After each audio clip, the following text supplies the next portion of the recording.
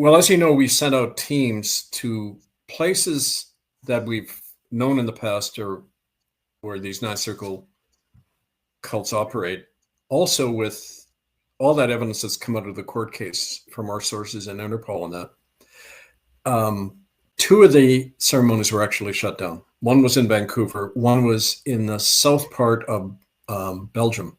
Now, what's interesting, and I'm going to dwell on this a little bit, it's right along the same latitude, just like Beijing and Washington, D.C. are.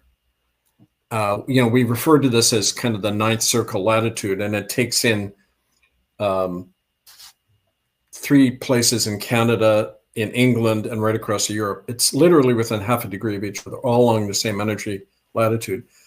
The Vancouver Club in Vancouver, where traditionally these things have happened, and the place in south of Brussels, in the forest, it's called Cauvin, the Cauvin Forest. If you remember, that's where there's a picture of Tilst Niehaus standing and pointing into a field where children were incinerated as part of these ceremonies. It's the same forest. And let me talk about Canada first, because it's really interesting. We accessed this, the basement of the Vancouver Club, through the tunnel system coming in off the harbor. And the people who were doing the ceremony did not expect this, which I find kind of stupid on their part, because we've been broadcasting this for quite some time.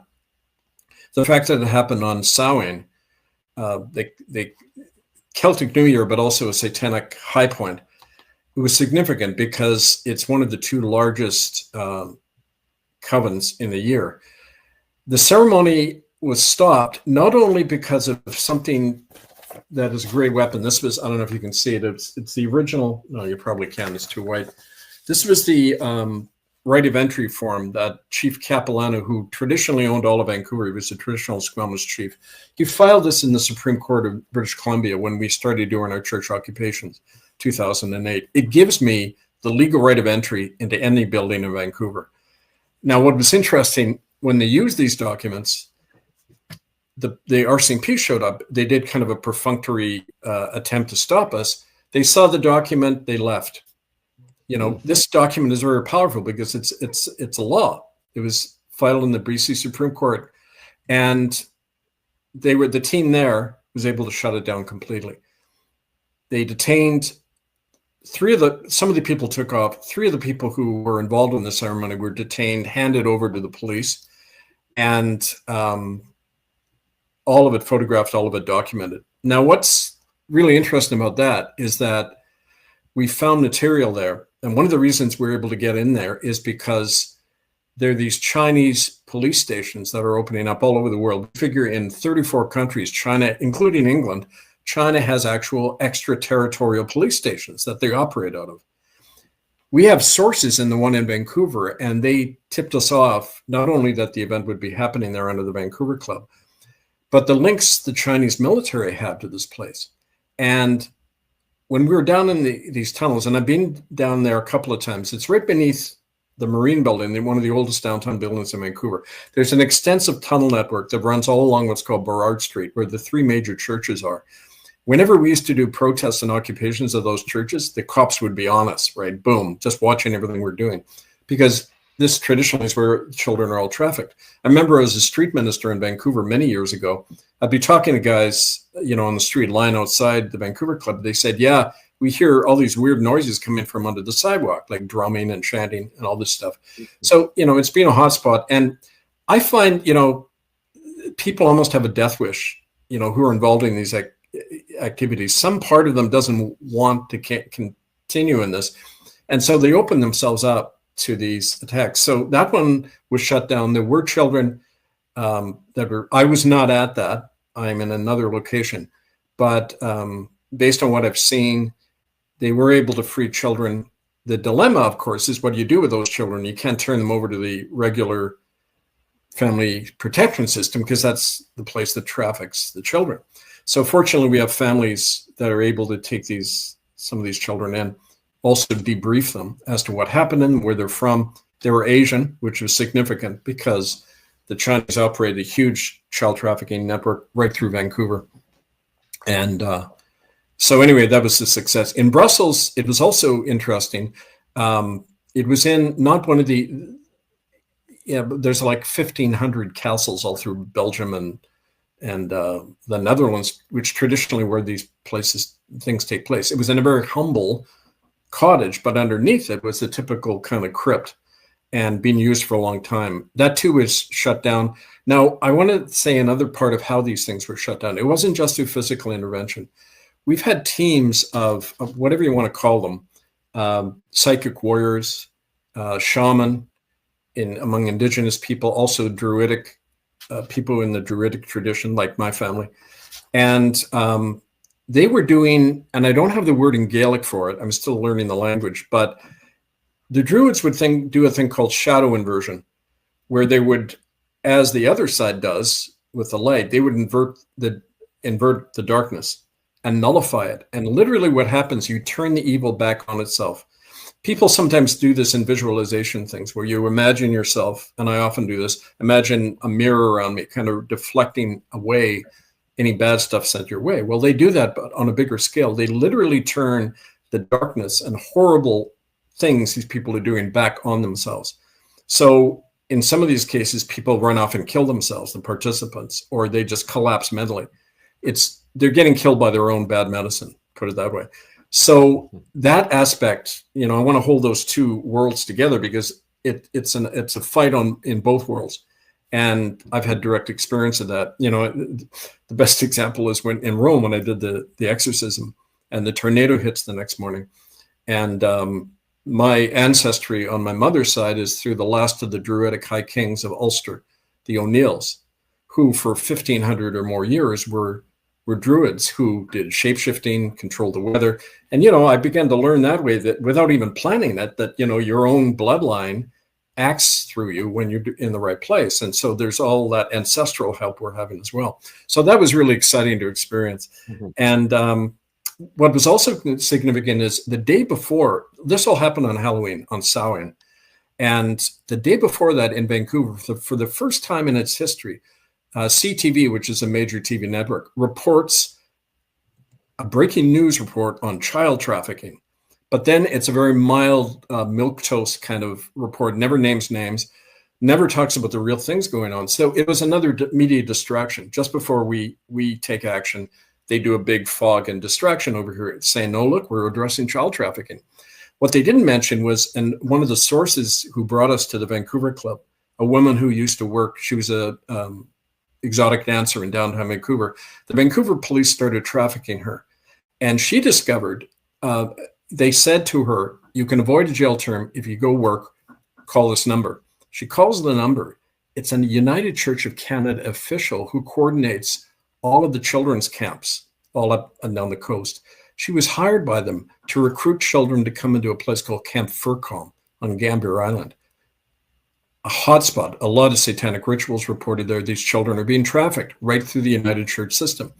My ex-church, right?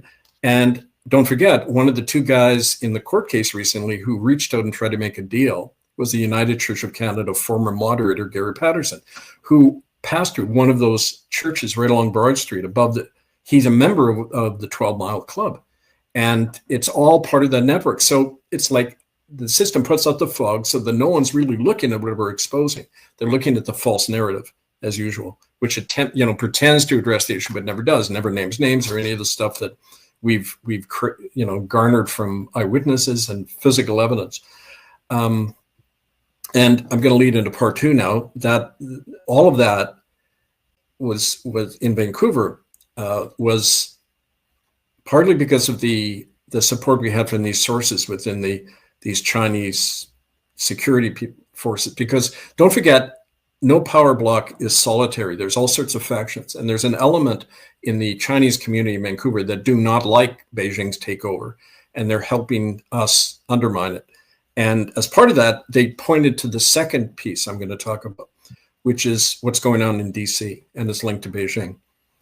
Now, I want to throw a few interesting facts at you. Do you remember?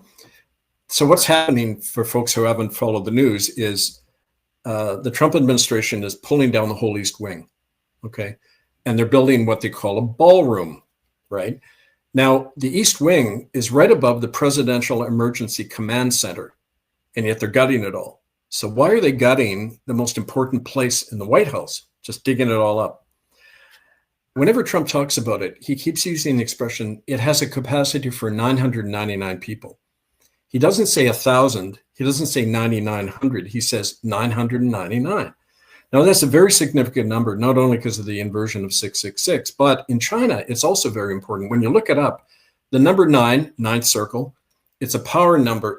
And remember those 10 children who were trafficked and done away with by Elizabeth and Philip and Charles that William Coombs reported seeing. 10 is a completion number, but just before that, it's a number that has to do with empowering movements into a new era. And it has both a light and dark quality. So it's about transformation and creating a new longevity, like a new regime taking over. But in order to do that, there has to be a big act of violence. There has to be a crushing of the old order. And, we're witnessing that all over the world, but it's also a blood ritual. And so they're always going on about this 999. If you look at where Beijing and DC are, they're within half a degree of latitude of one another. DC is at 39.9 degrees north. Beijing is 39.5 degrees north. Plus, they're exactly 12 hours apart along longitudinal. You can take a line, you could somehow cut a tunnel right through Mother Earth. You'd come out in Beijing and DC. Not only same latitude, but exactly the other sides of the globe. So it's almost like there's this bipolar energy matrix being set up. And that's really significant. 9 in China is called the emperor's number. In the Forbidden City, where the Chinese Communist Party and state had their headquarters, there were 9,999 rooms, apparently, in the Forbidden City. This number 9, ninth circle and everything keeps coming up all the time. So there's like this new bipolarity being created. Also, there you go. I want to show you some of these images now. One of them is a schematic layout of this new creation in the White House, right? And it's literally the same shape as what's called the Zhongnan High, which is the White House, the equivalent of the White House in Beijing. It's where the party and state have their headquarters. And if you look at it, you'll see it's the same shape, roughly the same size.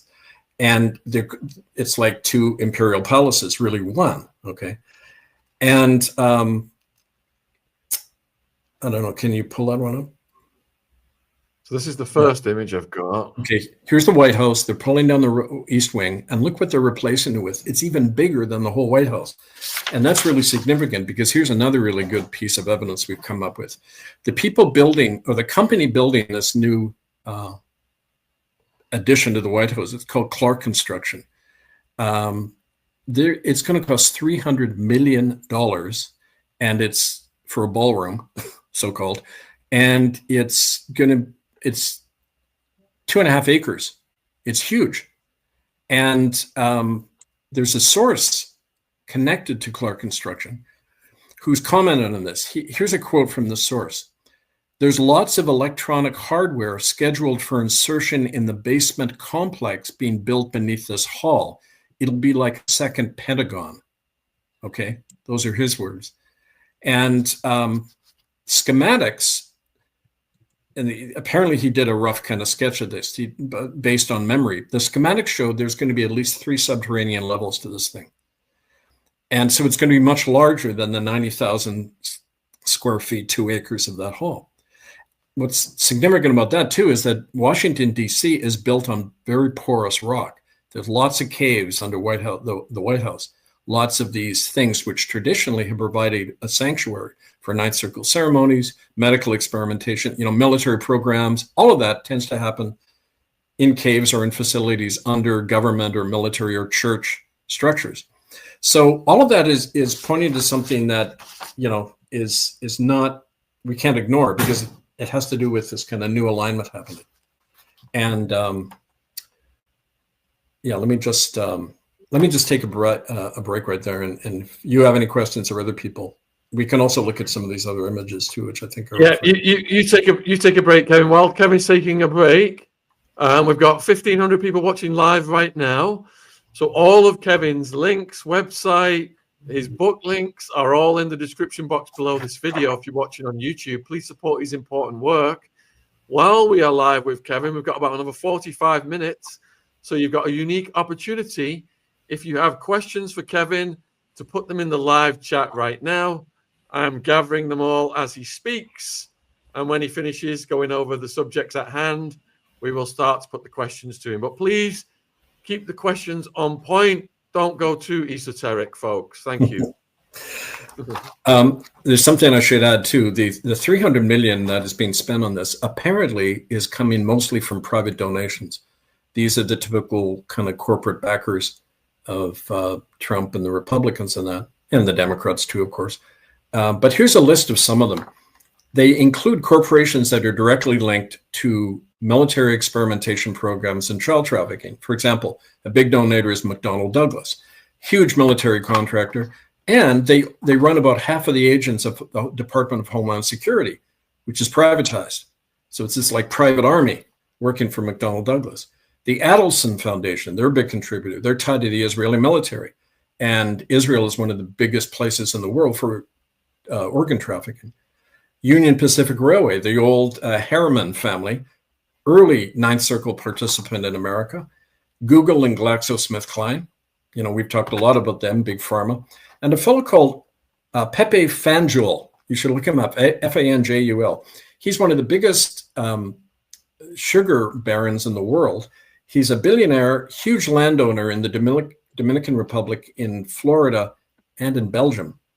And he's a member of the Order of Malta, the rename of the Knights of Malta, who are a direct arm of the Ninth Circle, directly linked to child trafficking. So, I mean, all these dirty eggs are appearing up all over on the list of financial contributors to building this thing. So, in other words, this is not a ballroom. This is something much bigger.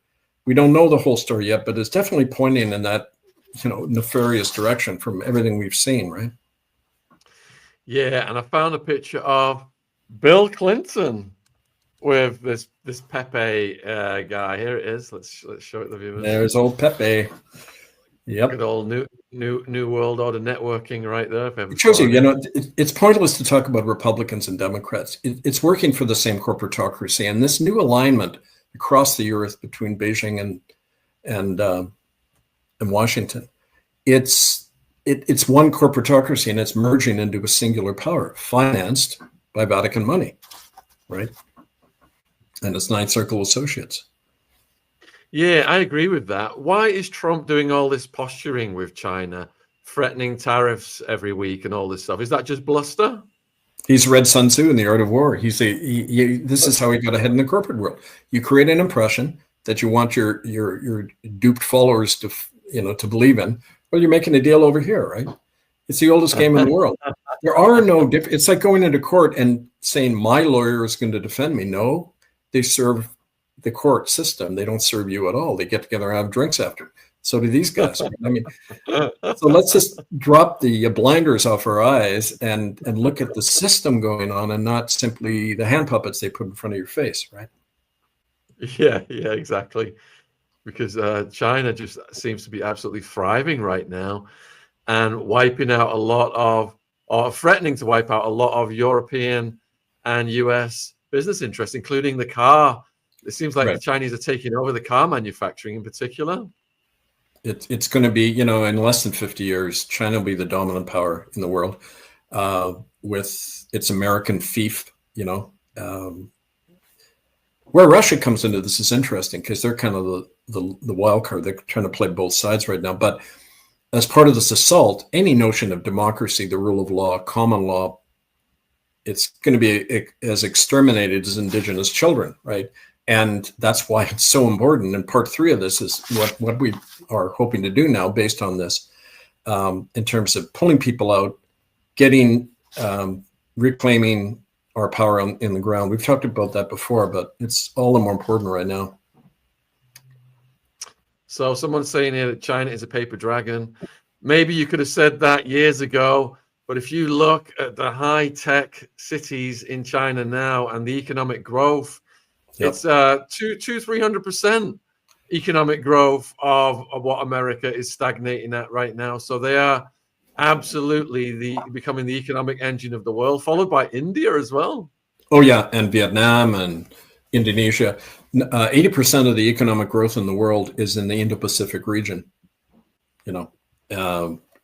Indian Ocean and Southeast Asia. I wrote a book years ago, Memoirs of a Revolutionary, and in it, I do a real analysis of the way the world economy is going. And as part of that, like you just said, you look at statistics over the next 20 years, America's GDP is going to go up about 190%, China's 2,000%, India 1,400%, Vietnam, Mexico is going to have a higher GDP than America. America's going down the toilet like Britain did after World War II. And it's going to be absorbed like Britain was into NATO or a bigger alliance. Well, that's what Trump's doing. He's aligning with China. And, when you look dispassionately at this whole thing, it was like Aristotle said, to understand what a system is going to do, you have to understand its nature. What is the nature of the system? It's not doing anything different than what the European powers did 200 years ago, right? Which led to all these wars. It's just the latest phase of that. And so, you look at the hard statistics and how this Ninth Circle stuff, and not only the terror it creates in the population, but the way that it's been used to research not only controlling the human mind, but they genuinely believe that they can control the other realities as well. They believe that we can get into that, but they believe that they can control multi-dimensional aspects of this whole thing we're in, right? Someone else just gave me a heads up on other Pepe images. There's one of him and Maxwell. There's also one of him and Jeffrey and Leon Black, who was one of Jeffrey's biggest, supposed for financial services, gave Jeffrey over 100 million. Yeah. So diabolical networking right here. Do you have some of those other images? Just throw them up on the screen. I'll talk about them. Yeah, let me go with. So we've looked at that one. We've looked at this one already. Yeah. And did you have any more commentary on that one? No, I'll go to this one. No, we got that one. Okay, so that's the Vancouver Club in Vancouver. It's the corner of Burrard and Hastings, and it's at the epicenter of the demonic energy in Vancouver. It's right above the old tunnel system. Vancouver is a recent city. It's from the 1880s. It burned down in 1886, and they rebuilt it, but there were these old smuggling tunnels from the waterfront, which is just behind the Vancouver Club. The whole Vancouver waterfront is there. And the tunnels lead there and all over. This is where the ceremony was shut down. It's in a building. They were happening in two areas. Up on the top floor there was the snuff film rooms. And beneath that, about two levels down, is where they do the Ninth Circle ceremonies. And go east of there, so to the right, you go about a mile to the Vancouver waterfront, and that's where on Ballantyne Pier is where all these ships come in with false hulls, where they do a lot of the human trafficking. They just put them into the tunnel system, and they're fodder for whatever you want, right? So, I mean, that's one of the scenes of the crime. That's the Beijing White House. And the shape is almost identical to what's being built onto the former East Wing of the White House. It's called the Zhongnanhai. It's where the party and state have their officials. And like I say, it's near the old Forbidden City. These are all imperial things. They're creating a new kind of, we're going back in time to like the ages of emperors and pharaohs, right? These oligarchs. And that's the system they're creating. And so naturally their architecture and their things are going to be mirroring each other, right? Absolutely. All right. So we've got a series of pictures of people now. We've got this lady here. That's the spot of the second ritual. That's Tos Nianhos. She was raised in the Ninth Circle, had to kill her older sister, as did the father. And that's the site. And this is actually a picture I took of her. That was in 2010. And it's right near that forest near Cauvin, Couvin. You look it up in South Brussels. It's on the exact latitude of the Vancouver Club. And That was a funeral pyre they created where they burned children alive as part of the ceremony. There's another picture of her.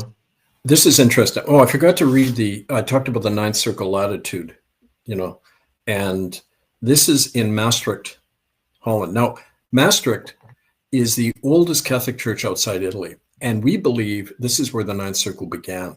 Their first ceremonies were right there. The Maastricht Treaty that created the European Union. Maastricht is a key energy point. This ninth circle latitude runs from Vancouver to Red Deer, Alberta, which is where a lot of the MK Ultra experiments happened in the mental hospitals and military bases there in Red Deer. Thunder Bay, chief center for post-war Nazi medical research in Canada. Isle of Wight and Stonehenge, you know about those places, right? Isle of Wight is a systematic center. Maastricht and Brussels, which are on the same link. Prague and Krakow. They're all on the same latitude.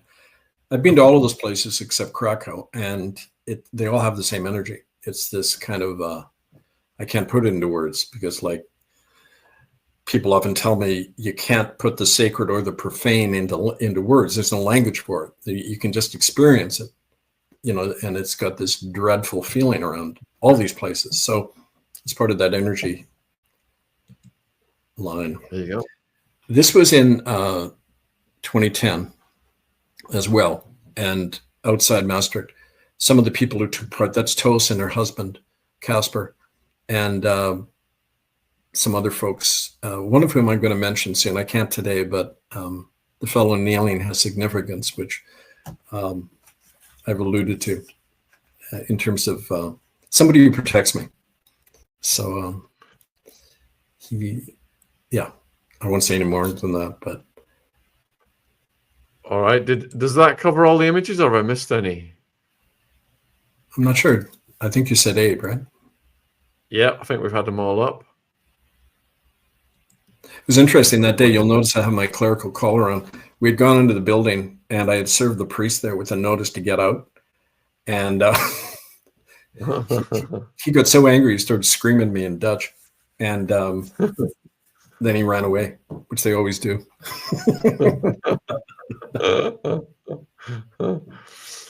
All right. Do you have anything to add to our headlines, or should we go over to the questions, of which there are already 20 have come in? Okay, sure. Let's go for questions, and I can add to all that.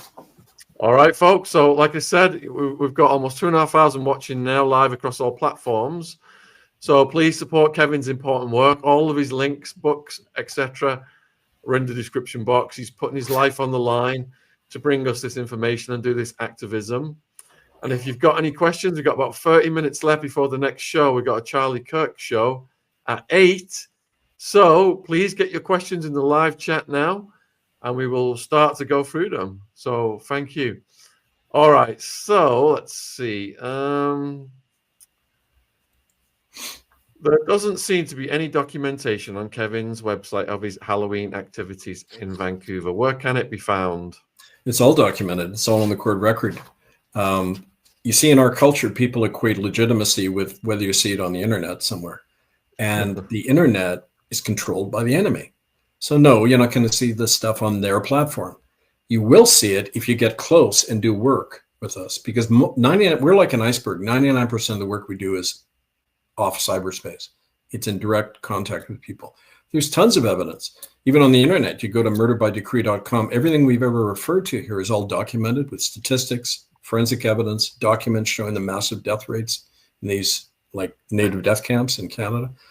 All of this stuff, the proof in the real world of forcing highest people in the Vatican out of office. I mean, over and over, the evidence is all there.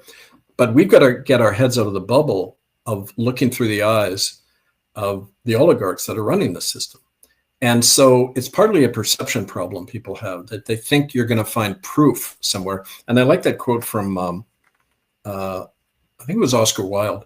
No, I'm sorry, Bertrand Russell. He said, he was asked about proof in philosophy, and he said, if you tell someone something that affirms their view of the world, they don't need proof. They'll automatically believe it.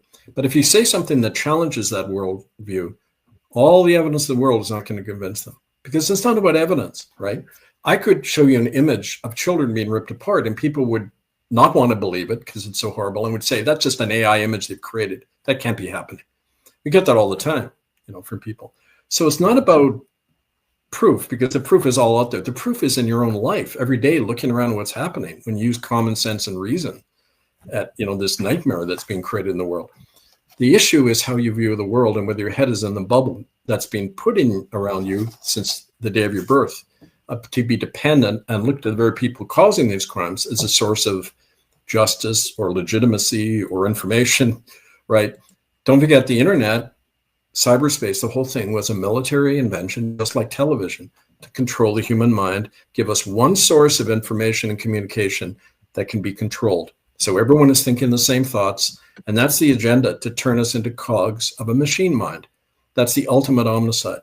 And as long as you rely on this medium for ultimate truth, you're going to be led around by the nose, and that's the whole point of that, right? So anyway, it's the way our take on the evidence. Contact us, we'll meet you in person and show you in real life even more evidence, right? So you've got a cluster of questions pertaining to arrest news. Mm-hmm. People want to know what's the comprehensive news about arrests. As in Ninth Circle. Oh, like I said, people were arrested, but again, these in these two locations are relatively low level. I mean, the big guys, look what happened. Okay, and here's another thing. Literally within a few days of the verdict of the court case coming out that it convicted Charles and Pope Prevost and all these guys, what does Charlie do? Goes down from London to Rome and has a ceremony with the Pope, and they exchange titles.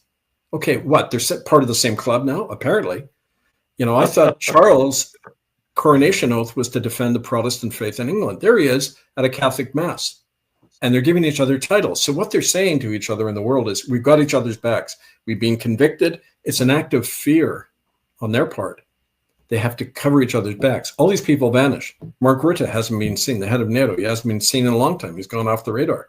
That's a sign that, with our meager resources, look at the impact it's having. So the question isn't about Kevin, show me what you've done. It's up to you now to get involved, because the more of us who get involved in this, the quicker they're going to come down. We've shown how weak they are. I'm still walking around. So what do you think about Charles kicking Prince Andrew out of his mansion and the stripping of the titles? It'll get more and more that way. He's the scapegoat. We're supposed to focus on him, kick him to the curb, and then everyone thinks the problem is solved. I mean, it's the oldest game in the world, and it happens routinely. And that's the advantage.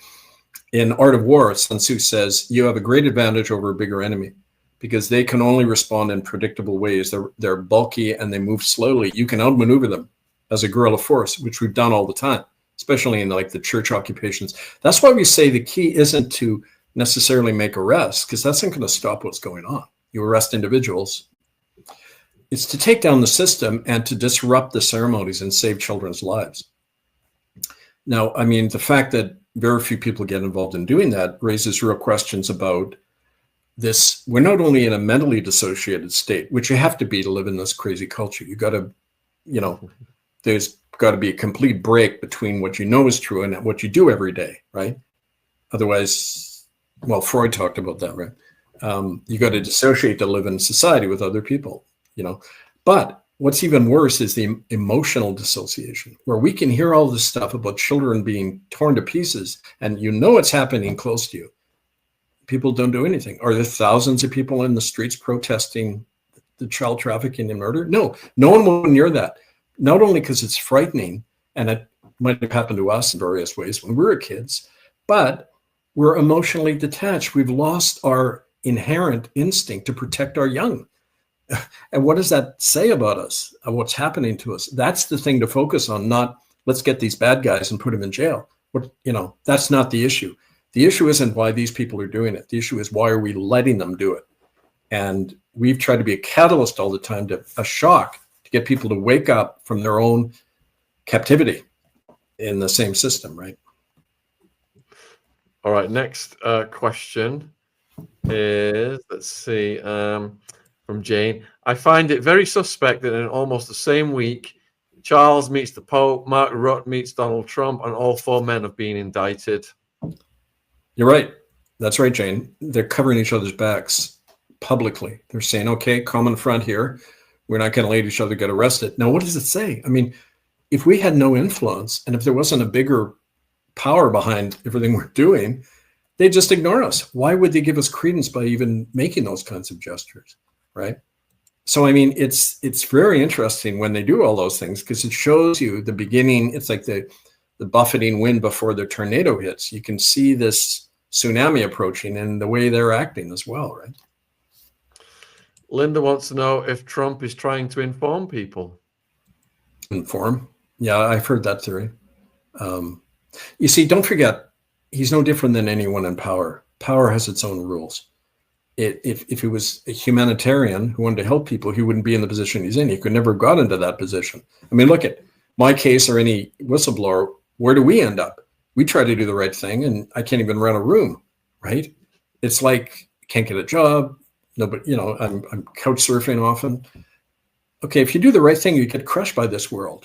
So the only way you get into that position, like Balzac said, no one can rule guiltlessly, because what do you have to do to get into that position?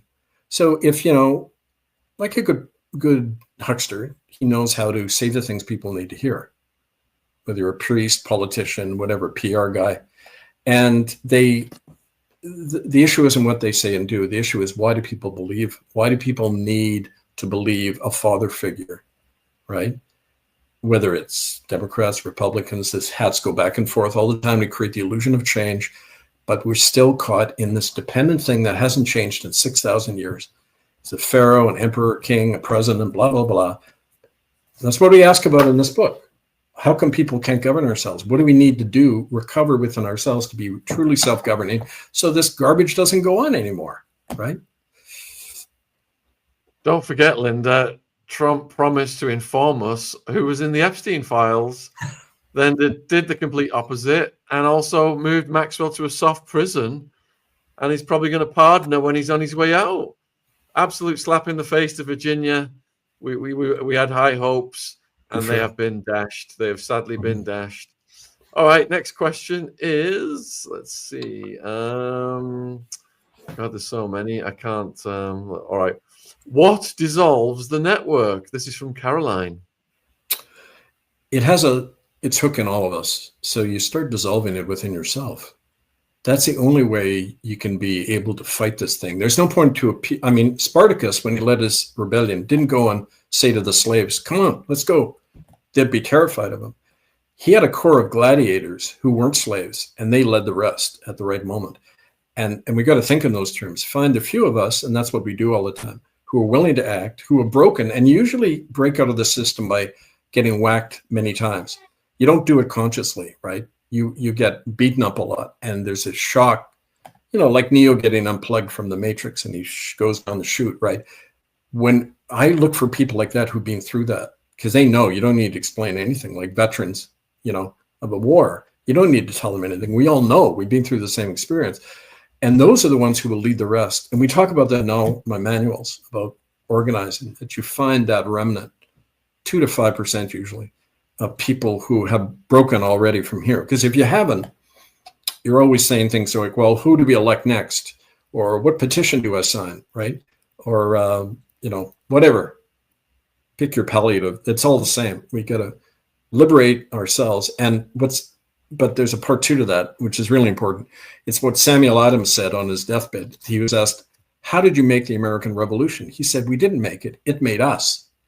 So like you start out down a path, but then it changes you, because life is always changing. It's dynamic, you know, like God evolves, we evolve, right? So when you go through something, you're changed by it, because the way we are now, most of us, we can't change anything.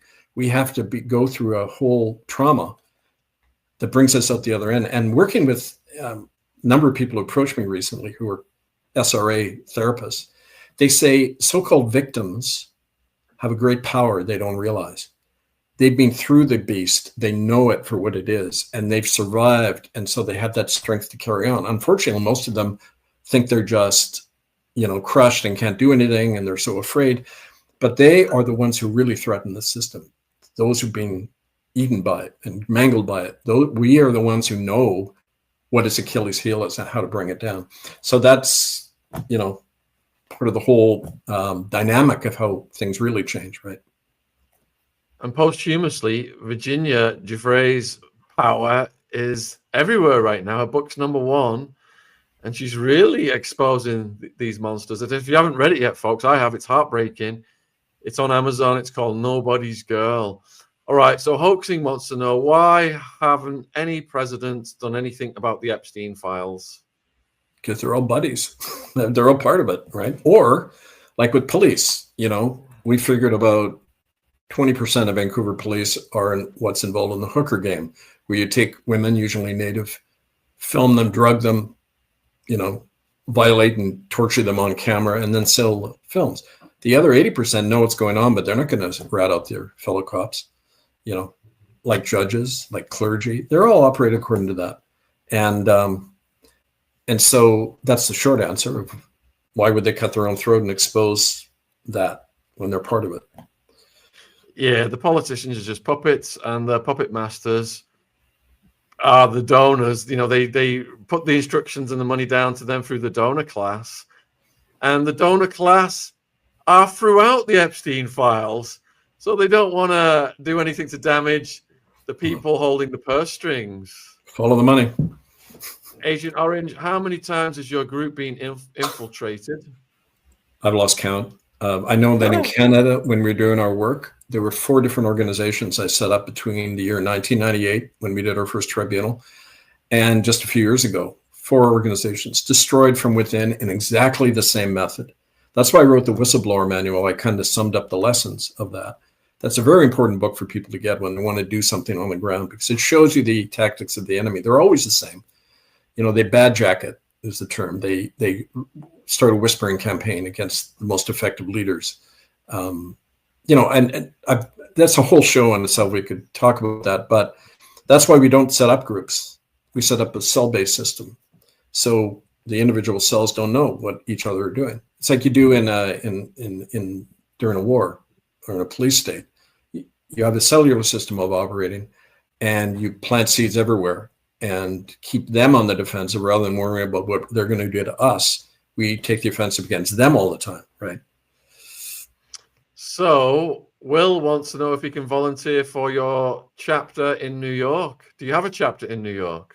Well, like I said, we don't have formal organizations, but we have cellular networks.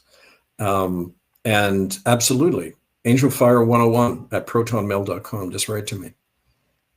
So, and Will, you can email Kevin and sort that out directly.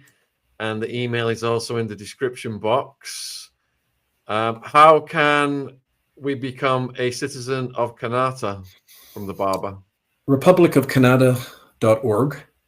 Read up first what you're joining. There's citizenship cards there. You connect with your nearest convener. And like I say, they will first organize you into a cell group. And on the basis of enough cell groups, then you form a local assembly, pass your charter, making you a lawmaking body.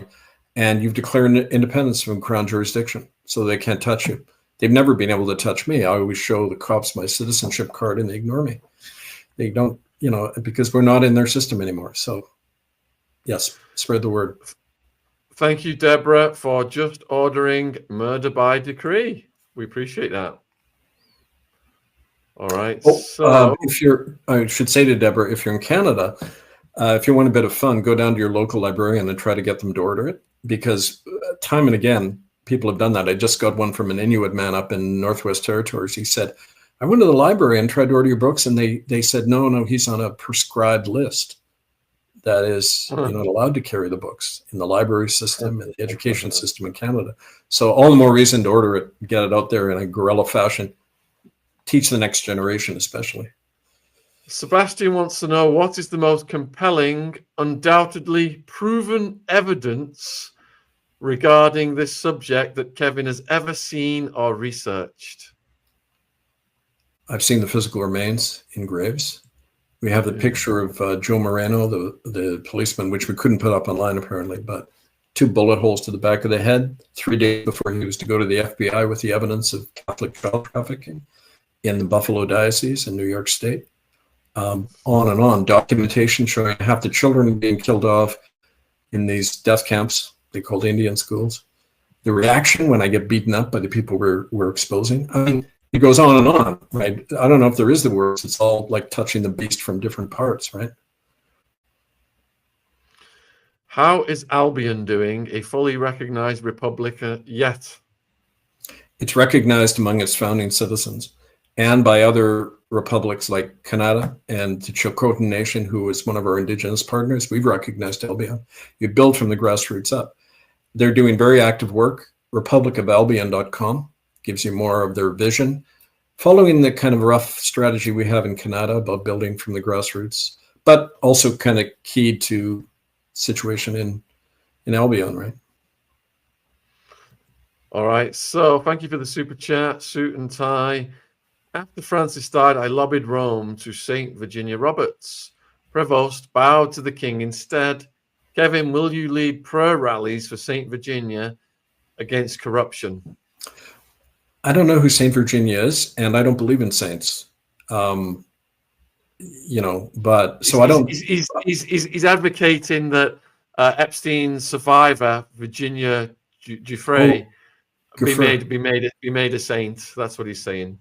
I know lots of saints. I mean, we all are when we're put to the test if we have to, right? If we have to protect our children or whatever. But the whole idea of saints and demons and all this stuff, and it's just more mind control stuff. I mean, you don't have to make a saint. Usually the Catholic Church makes saints out of people who've served them directly. And, like Thomas More in England ran private torture chambers in his basement for anyone who owned a Bible. But he's made patron saint of politicians, right? I mean, which tells you something, right? But so I would just say, instead of doing that, I'm not going to lead anything. You got to lead yourself. Right? The spirit of heaven is within you, our good buddy Jesus said, right? It's not in the church, it's not in the saint, right? So do it yourself. And I encourage you, yeah. Who is the boss? No, Epstein is gone. Epstein was never a boss. He was just a cog in the machine. Let's move on. Goldie, if Trump is building this that you referred to earlier, Kevin, then will the next president also be involved in whatever is being built there? I'm not sure if there's going to be a next president, but it's projected, and it's an interesting point because they say it's a huge construction, may not be completed until 2029, right? So the very fact that they would put so much into that, knowing it's going to, even though it's years down the road, knowing it's going to be completed, tells you there's, the different collusion going on. The Democrats and Republicans collude all the time, right? They're working for the same machine. So, yeah, absolutely. Have you heard of the great controversy by Ellen White? Yeah, that's kind of vaguely rings a bell, but not really. Does Trump's wife know about all of this, and is she part of it? No, she's totally naive and innocent. I guess that's what people want to hear. She's. I don't know how to answer that. How soon will the AI take over? I'd say it pretty much already has. So yeah, that's a problem, and so we can. We're the whole show, I think. Why is Trump gesturing about invading Venezuela? Is the next question. Oil and gas. One of his big donors is a guy, Harold Hamm, I think his name is, one of the biggest oil and gas guys in America. And they want the hemisphere. It's part of, they're going to be an American sphere taking in the Western Hemisphere, working for China. And don't forget South America. That's why the present Pope Prevost was put in, because of his ties in South America. China built the biggest port in South America on the Peruvian coast, thanks to Prevost. And a lot of the minerals and everything is being channeled out, just like in Canada, right? So you got to look at the bigger geopolitical kind of situation. Yeah, Venezuela now has the largest proven oil reserves in the world, estimated at 303 billion barrels as of 2023. Saudi is only second, with Iran, who they're coming after as well, and Canada following. And they're saying it's because they're saying it's to stop the substances getting sent north. absolute poppycock, folks. Those substances are made, the Peru, Bolivia is the paste, comes up through Colombia, the jungle labs, and then through Mexico, the transportation and labs in Mexico as well. So absolute nonsense. It's all about the oil and resources, just like Kevin said. All right, so let's see. Will William and Catherine also be arrested? If you arrest them, why ask me? You guys in England, go ahead. You have every right to do that, because don't forget, it isn't just our common law court things that have convicted them as a group, But under Section 61 of Magna Carta, read it. It says if the Crown violates any of the rights of the people contained in Magna Carta, we have the right to seize everything except their life. So we have the legal right to seize all Crown land anywhere in the Commonwealth, all of Canada, all of England, because of the proven criminality of the so-called royals. So it's all in your hands. That's the idea of the Republic of Albion. We now have a new jurisdiction and court system and authority by which you can do that, because you can't do it in the old system. You can't go into a Crown Court and say, let's arrest the king, right? We tried that. Canada doesn't work. You need your own independent authority. And so the ball's in your court, everyone. All right. So, Paula, what would be the strategy for this new ballroom in the White House? I don't know yet. It's hard to say. All we know is that there's a direct link with Beijing, and it's not what it claims to be. According to these sources, there's a whole huge electronic thing being built underground that usually indicates military of some kind. Maybe it's a new White House. I don't know. Maybe it's going to be the new palace of the Emperor Donnie or Chairman or whatever he's going to call himself. So do you think, with China and America leading the way with AI, do you think this new thing is going to be, it's going to incorporate AI into it? Oh, absolutely.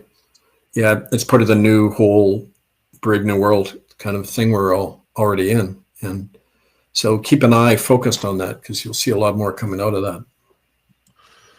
Got a long question here. Is there a direct connection between Utah Operation Underground Railroad, Romanian Angel Church of Jesus Latter-day Saints, also former Utah AG Sean Reyes, Phil Lyman, Charlie Kirk? We've talked a little bit about that, about the Vatican Mormon connection financially and in terms of their rituals, the trafficking and death of children.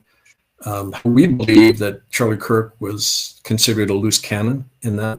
His knowledge of both Mormon and crimes, and also kind of Trump's complicity in a lot of those things. So yeah, of course, now the specific connections, it's often hard to prove because you need insiders to come forward to confirm the documents and the eyewitnesses, and that's the real challenge. But you should remember, look at in this court case compared to when we did the Ratzinger one in 2012, 2013, the response is a lot quicker now. They're more fragile now because, like in nature, when diversity is wiped out and everything gets unified into one thing, it becomes very vulnerable. Loss of diversity in the world, this convergence of corporate power, the destruction of all difference and everything, everyone thinking the same, it creates an incredibly unbalanced system that can collapse if you go like that. And they know that. That's why their only answer is increasing control.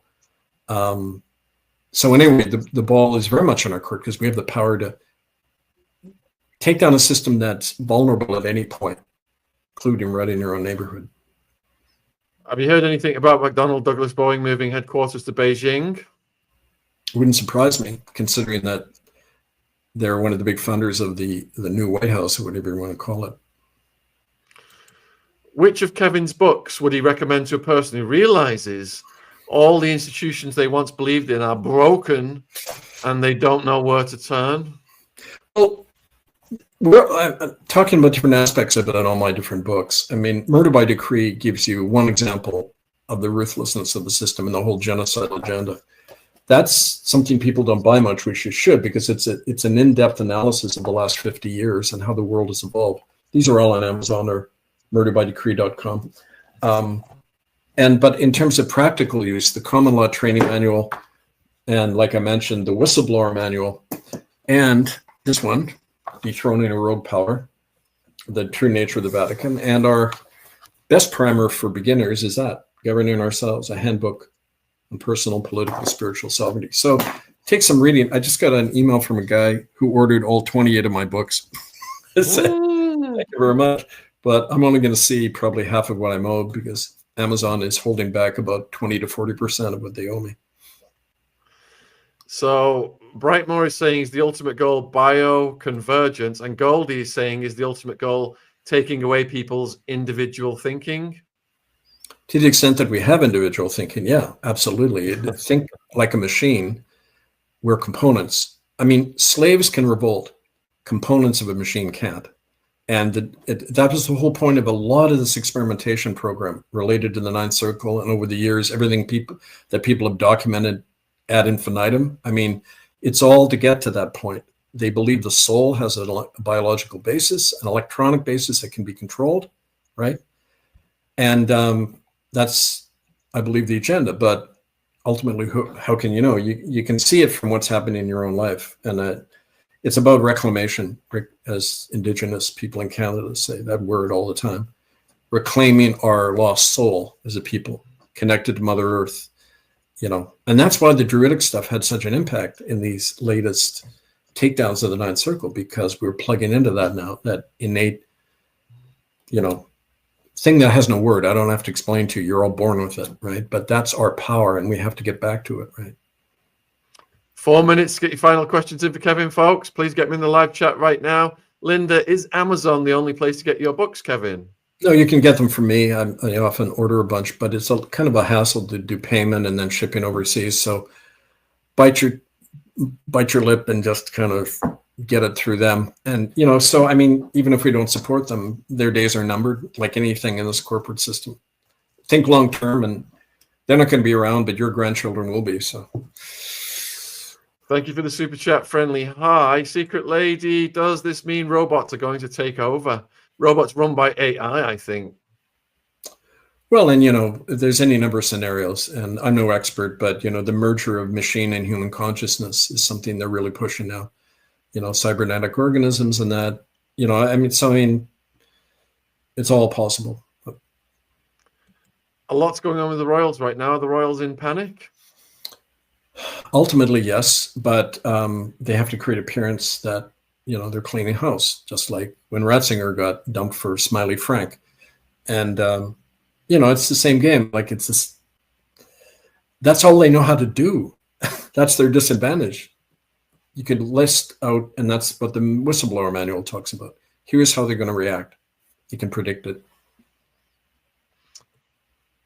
Thanks to Think of the Little Ones. Thank you.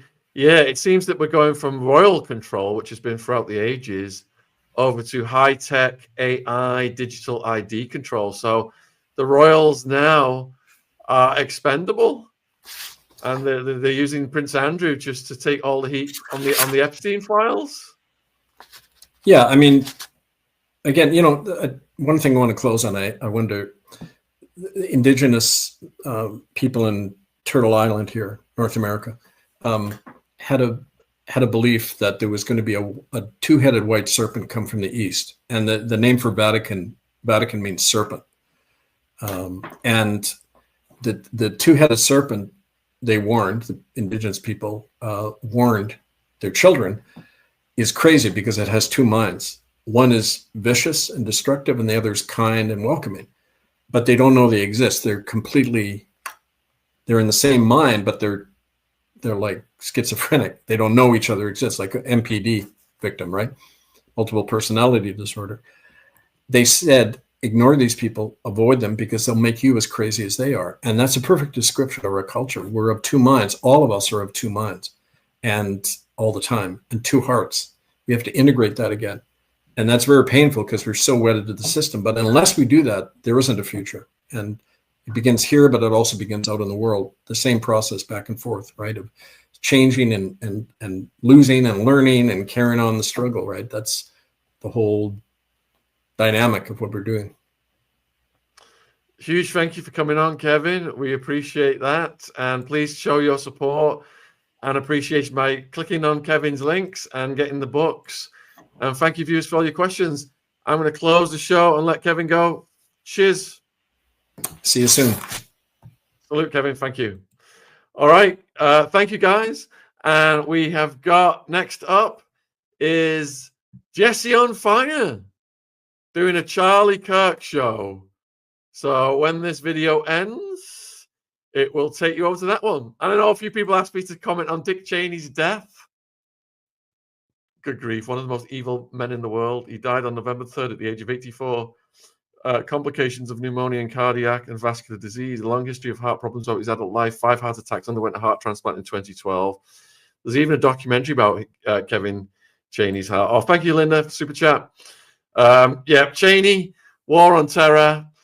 If you think Gaza's horrific, we're talking 5 million plus dead, collateral damage from the War on Terror started by Dick Cheney, Tony Blair, George Bush Jr., just absolute parasites, diabolical war criminals, just making so much money, Halliburton, etc., from the blood sacrifice of by bombing the crap out of some of the poorest countries in the world. Again, stealing Iran's oil, just like they're going to try and steal Venezuela's oil, Iraq's oil, sorry. They're going to try and steal Iran's oil next and Venezuela's oil. Anyway, I'm going to end this now. Get ready for Jesse on Fire and Charlie Kirk. Take care.